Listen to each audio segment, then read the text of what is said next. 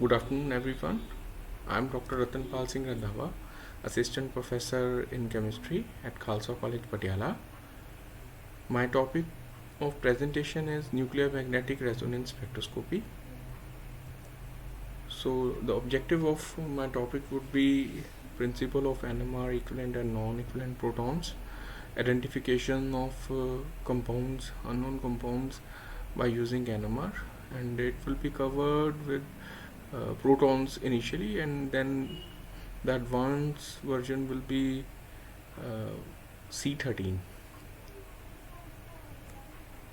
So first of all, would like to explain the instrumentation.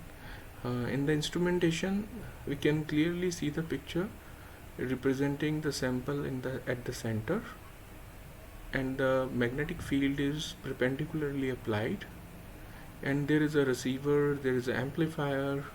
So there is the amplifier is the amplification of the signal received from the vibrating proton present at the center of the instrument.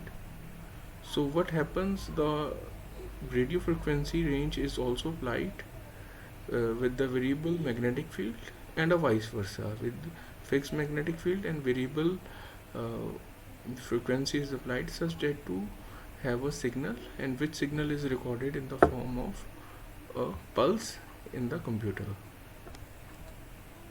So what is NMR? So NMR is the when we place a proton at the center of two magnets and it start vibrating in a certain direction, it start oscillating initially and vibrating and oscillating. So it oscillates in a certain direction, and that direction is known as precessional motion. So as we know, what we call in Hindi the motion of a latu. So it rotates like a latu and it is in a certain direction. So you keep on rotating, and it is rotating at certain frequency, and we allow to fall a radio frequency in that region. So when we found a vibrating frequency and radio frequency matching, means resonating frequency is there, the proton will gain energy and flip to the higher energy state. So that is known as flipping of proton. So the resonating means the matching frequency, so that is why it is known as nucleus. Nucleus means we are studying the proton present at the center of the nucleus. So center means it's a part of nucleus. So proton, magnet, and resonating frequency, that is why it is known as nuclear magnetic resonance spectroscopy, or some literature may show that some you can call it proton spectroscopy also, proton resonating spectroscopy.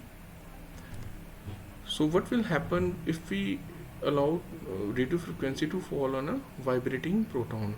So it will gain energy and it will flip to higher energy state, and that energy state it will rotate in the opposite direction, and the resident time will be very less, because the heavy nature of the proton doesn't allow proton to flip at the very high energy state. So the energy is not very high, but it is the marginally high. It is not as high in the case of electrons.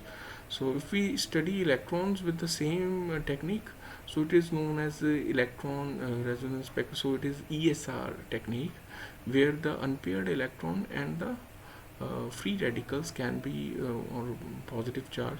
So free radicals are determined with the ESR spectroscopy. The principle of ESR and NMR is basically same. So this is all for today. Thank you very much.